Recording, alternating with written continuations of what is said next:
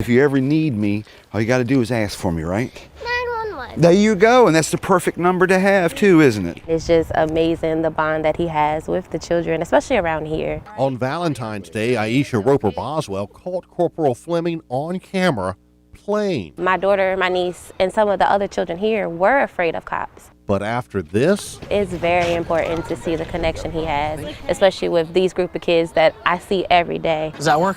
Yeah, man. Awesome. He's handing out boards, wheels, and more to neighborhood kids who in turn know him and look forward to his visits. It's a simple mission. In a profession that seems to be surrounded by a lot of negativity, something like this that I'm trying to do is absolutely the best thing about my profession. Officer Shaw gets a lot of calls every day, but feeling called to do something might be his best trick yet. Officer Norris with the Orem Police Department in Utah was waiting to testify in a hearing when he noticed a dad in a bind. That's when Officer Norris offered to babysit. Police say that the cop pulled some cartoons up on his cell phone, and she even climbed onto his lap and later fell asleep there.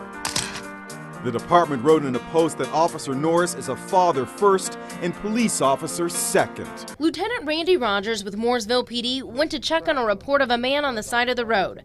When he showed up, the man was up and walking. Brian lost his home and was heading to Florida to see his family. He just was very down on his luck. I think it come to the point where he just felt like he had nothing to lose. I asked him, I said, how would you feel if I treated you to a big sandwich and a drink? And he said, I would love that. Knuckle sandwich was the place, a double cheeseburger and a Coke was the order. I'm glad I helped him, and I'm glad he's appreciative. Driving up, he sees the officers physically struggling to restrain the teen. I pulled right here. And senses it's about to go very bad. His next move is remarkable. So as I approached him, I just kind of got down on my knees, and tried to get to his level. The explosive situation turned into a conversation. A fellow officer was so moved by the scene, he took a photo. It went viral. Purdy is overwhelmed by all of the attention, saying he knows other cops do similar things daily without any recognition.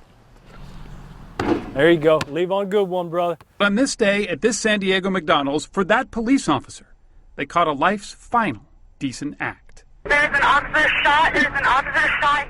Just after leaving that McDonald's, Officer Jeremy Henwood was gunned down, just sitting in his patrol car.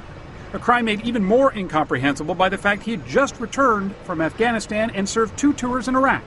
I asked him for 10 cents, and he said, what's 10 cents for? And I said, 3 cookies. And he said, well, I could buy the 3 cookies for you. He opened his wallet and his heart to a kid he'd never met. With that, Officer Henwood walked out. It was the last conversation he ever had.